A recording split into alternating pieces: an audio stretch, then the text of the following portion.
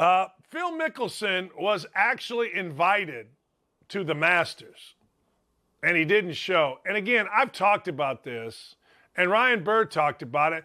Reason I bring this up is there was a lot of discussion about whether or not Phil Mickelson was suspended. And most people, it's hard to figure out the different groups. You got the PGA Tour, then you've got Augusta National, not really a part of that.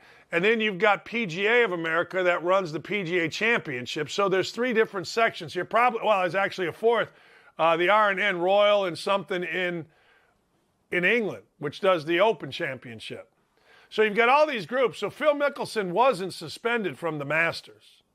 You know, it wasn't like they said, no, you know what, the commissioner said you can't come. He was invited as a multiple winner. He's invited every year for perpetuity. So he's the one that decided no. He's the one that said, nah, I'm not coming. And I think that's a mistake. Look, let me back up a second. It's a mistake if what he is truly dealing with is just the stuff that we know of where he tried a coup on the PGA Tour. If that's what he's dealing with, and that only is what he's dealing with, then you got to get your backside back out here and you got to get playing. Now, however, nobody knows really, and I say this all the time.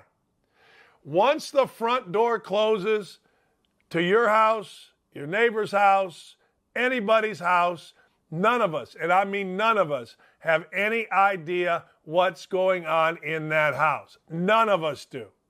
I mean, let's just be honest. We think we do. Oh, he's a really good guy. Well, he's got 15 dead bodies in his house. No, he's a really good guy. I mean, no. The truth of the matter is, once that front door closes. So what my point is, I don't know what Phil Mickelson is dealing with. But if it is just the whole Saudi thing, then get your backside up. What do they say? Dust yourself off and let's go. Who cares?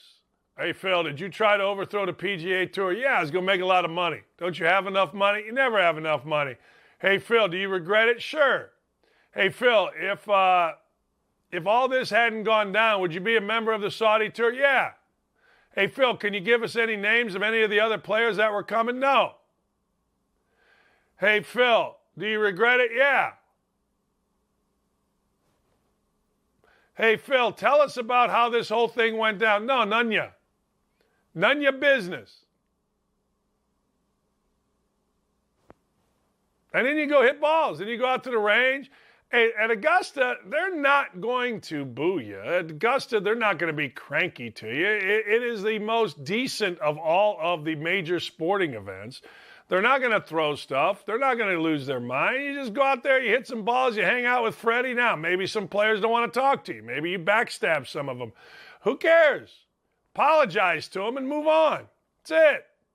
Maybe you feel like some of them backstabbed you because, according to my friend Ryan Bird, there were like 20 people, 20 players that you know that were going to come to the tour. All right.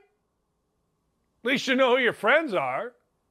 But you probably knew those guys were weasels anyway, so who cares? Hey, Phil, how does it feel to be back on the tour? Great.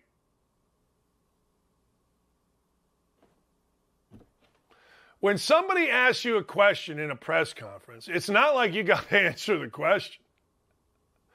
I mean, just because some pizza-stained coffee dripped all over himself slap says, hey, let me put down my sandwich, Phil. Hey, Phil,